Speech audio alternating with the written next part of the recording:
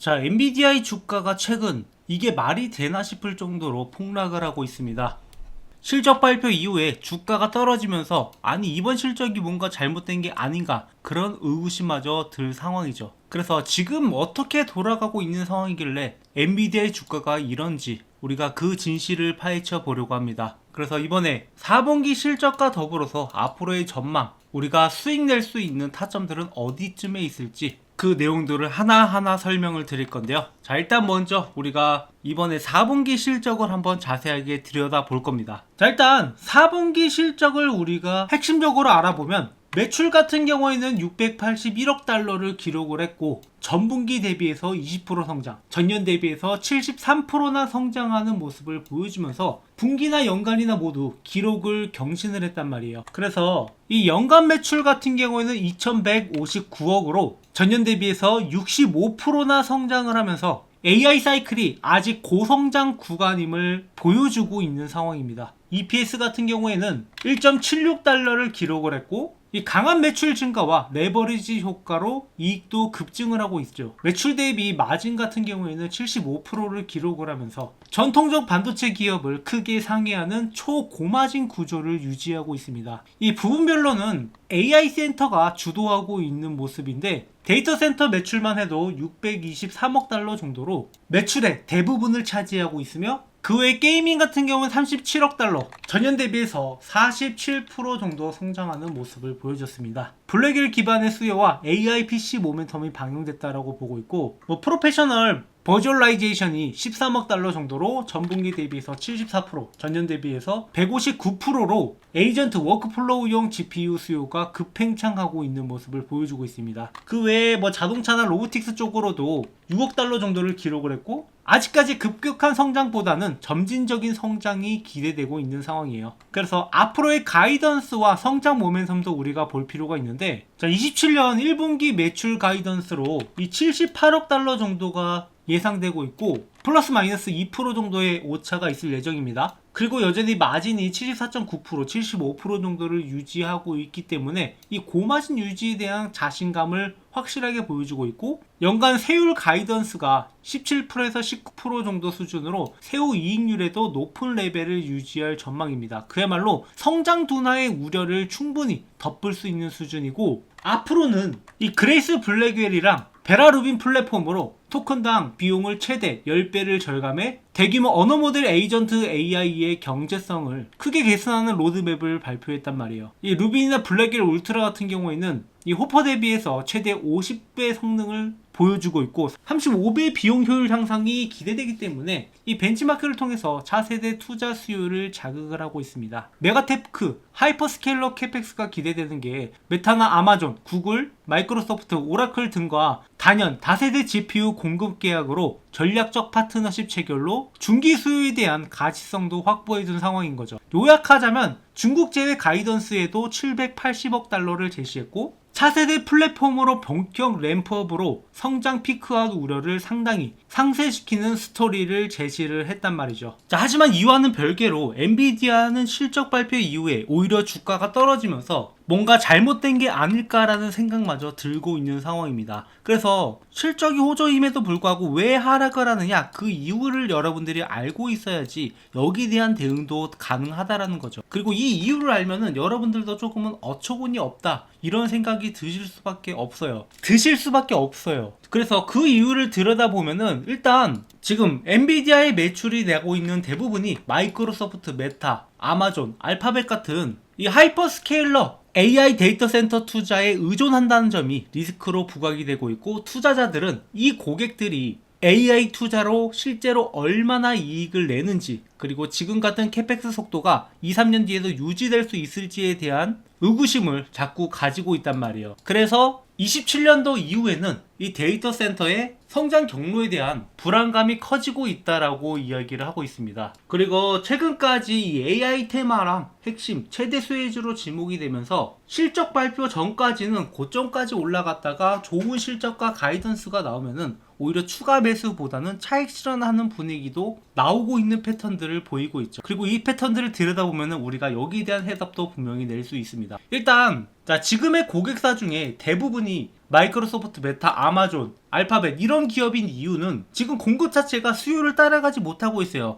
이런 빅테크 기업들이 어마어마한 투자들이 이루어지고 있다 보니까 여기를 우선적으로 물량을 제공하는 거고, 오히려 물량이 없어서 못 팔고 있는 상황인데 잔잔한 고객들보다 큰 고객을 유지하는 게 우선적이라고 보고 있고, 이런 기업들이 가지고 간 다음에 이제 후순위 기업들도 분명히 나타날 수밖에 없다라고 보고 있어요. 그리고 이 AI 데이터 센터에 대한 인프라 같은 경우에는 이게 한 번 갖춰졌다라고 해서 끝이 아니라 꾸준하게 성능이 개선되고 필요한 데이터량들이 많아지다 보면은 점점 더 증가할 수밖에 없기 때문에 앞으로도 수요가 견조할 거란 말이에요. 그래서 지금은 오히려 단순히 이런 우려 때문에 주가가 떨어졌다라기보다는 실적 발표 이후에 차익 실현하는 그런 패턴들이 또다시 이어졌다라고 보고 있는 겁니다. 그리고 여기서 우리가 눈여겨봐야 되는 것은, 이런 패턴들이 지금만 등장하는 게 아니라 기존에도 이렇게 등장한 적이 있었습니다. 이때도 제가 엔비디아 영상을 여러분들한테 꾸준하게 찍어드리면서 타점을 잡았던 시기인데, 이때 당시에도 엔비디아가 고속 성장을 한 다음에 실적 발표 이후에 떨어지고 이런 패턴들이 반복되던 구간이에요. 이때는 좀 이 변동성이 크게 움직였었는데, 이렇게 움직이다가 한 번에 큰 하락을 맞이합니다. 바로 시장이 크게 하락을 하면서 주가가 말도 안 되게 떨어진 적이 있었단 말이에요. 그리고 이 하락이 나온 뒤에 그때부터 다시 한번 상승하기 시작을 해서 짧은 시간 내에 거의 2배까지 올라갔단 말이죠. 그래서 결국에 이렇게 박스권을 형성하다가도 한 번에 업스트림이 시작되면은 그게 지속적으로 이어질 가능성이 높고, 그리고 그 결과 지금의 구간, 이 박스권을 넘어서 그 이상도 올라갈 수 있을 거다라고 보고 있어요. 그래서 단지 지금의 모습이 이런 패턴들을 보인다 하더라도 결국에 실적에 따라서 다시 한번 주가 상승이 나올 거다라고 보고 있고, 그렇게 한번 가속도가 붙기 시작을 하면은 $250 이상도 갈 수 있을 거다라고 보고 있습니다. 그리고 이렇게 주가를 올리는 데 있어서 트리거가 될 만한 그런 요소들이 있는데, 그 요소들은 제가 잠시 후에 말씀을 드릴 거고요. 일단 지금 엔비디아의 주가가 생각보다 못 올라가서 주주분들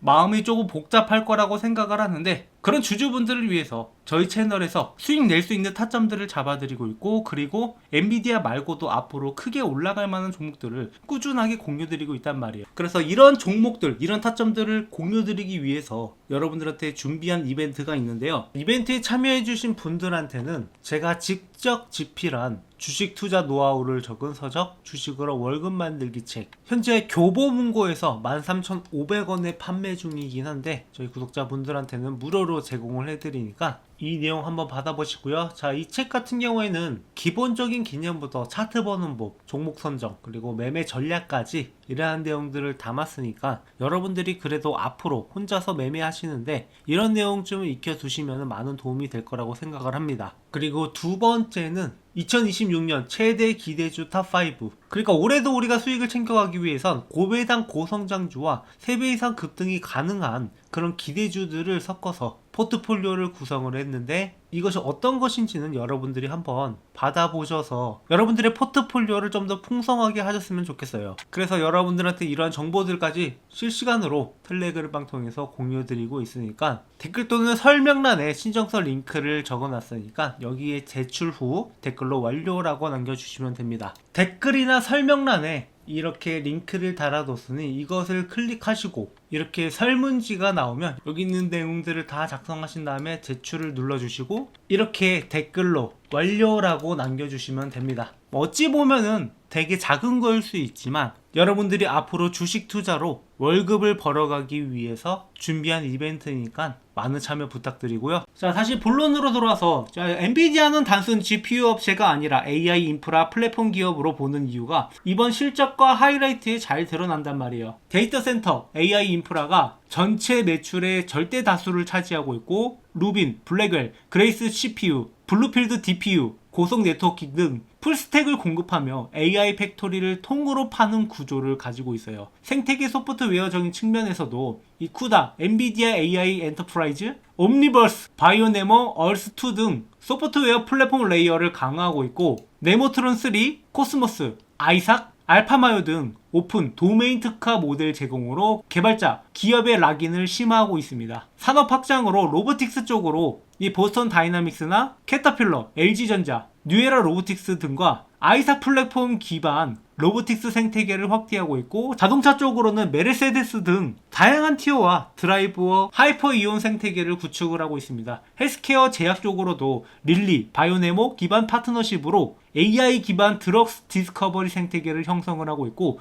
이런 구조 덕분에 향후 몇 년간 AI 캐펙스가 줄더라도 소프트웨어, 서브스크립션, 서비스 매출 비중 확대를 통해 이익 체력이 더 강화될 여지가 있습니다. 그래서 실적만 보면 무결점에 가깝지만 주가 측면에서 밸류에이션과 사이클 리스크를 반드시 체크해야 하는데, 밸류에이션 레벨 같은 경우에는 26년 기준 매출 2159억 달러, EPS가 4.9달러로 이익이 급증해 과거 대비 PER은 낮아졌으나 절대 주가 레벨은 역사적 고점권이에요. 시가총액이 글로벌 상위권에 근접하여 AI 버블, 과열 논쟁이 시장에 상존하고 있는 상황입니다. 그래서 주요 리스크 및 변수로는 AI 캐펙스 사이클이 하이퍼스케일러, 국가 차원의 AI 투자 사이클이 어느 시점에서 속도 조절을 할지 캐펙스 가이던스 변화가 가장 큰 변수가 되겠습니다. 경쟁 심화적인 측면도 우리가 알아볼 필요가 있는데, AMD나 빅테크 기업들의 자체 ASIC이나 중국 내 로컬 GPU ASIC과 경쟁이 중장기적 마진이나 점유율에 영향을 미칠 것이라고 보고 있습니다. 그리고 규제나 지정학적 리스크도 있는데, 미국의 대중국 수출 규제나 반독점 이슈 등으로 인해서 정책 리스크가 있고, 중국 매출 공백으로 인해서 27년 1분기 가이던스에서 중국 데이터 센터 매출을 0으로 가정했다는 점은 향후 중국향 규제 기조에 따라 업사이드, 다운사이드 모두 열려 있다라고 보고 있습니다. 요약하자면 펀더멘탈은 압도적이지만 기대도 압도적인 구간이라 뉴스나 심리에 따라 변동성이 평소보다 크게 나올 수 있는 구조인 거죠. 그래서 향후 주가 전망으로 봤을 때 아직까지 높은 성장률을 유지하고 있기 때문에 주가는 꾸준하게 우상향 경로를 그릴 가능성이 높고,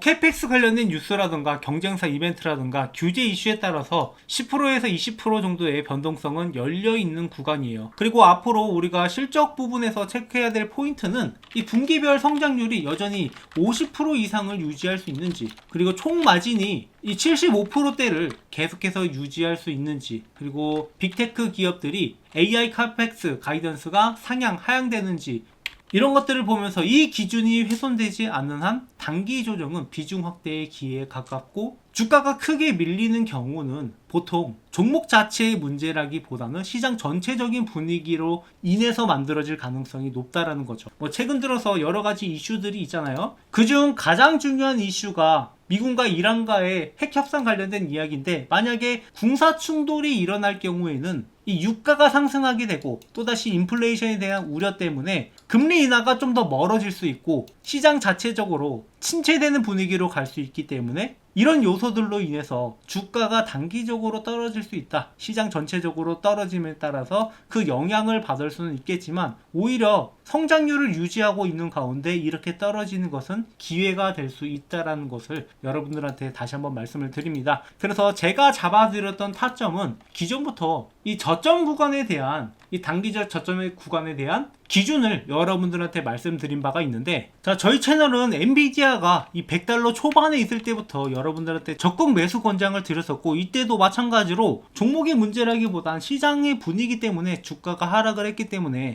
이때가 어느 때보다 좋은 기회다라고 말씀을 드렸어요. 그리고 최근 영상에서도 이 170달러에서 지지선을 만들어줄 가능성이 높으니까, 만약에 내가 신규로 매수를 고민하고 있다라고 하면 이 구간에서 매수를 노려봐도 괜찮다라고 말씀을 드렸습니다. 그리고 지금도 여전히 마찬가지로 170달러에서 지지 구간을 만들어주고 있고, 여기를 기준으로 해서 매매 타점을 잡아가시면 되는 거예요. 이 지지 구간을 뚫고 올라가기 시작을 하면은 다시 한번 신고가로 도전할 수 있을 거다라고 보고 있고, 그러한 트리거들은 이미 어느 정도 갖춰두고 있다라고 보고 있습니다. 지금의 시장의 불확실성, 약간의 불안감만 안정이 된다라고 하면 주가는 다시 한번 올라갈 수 있을 거다라고 보고 있고, 이번에 한번 돌파하기 시작을 하면은 또다시 이 가격대까지 오는 것은 힘들단 말이에요. 기존에도 그랬고, 성장하고 있는 이 기업에 대해서 우리가 불안할 필요는 없다라고 보고 있습니다. 그래도 혹시나 혼자서 매매하는 게 어렵다, 나는 불안하다 하시는 분들은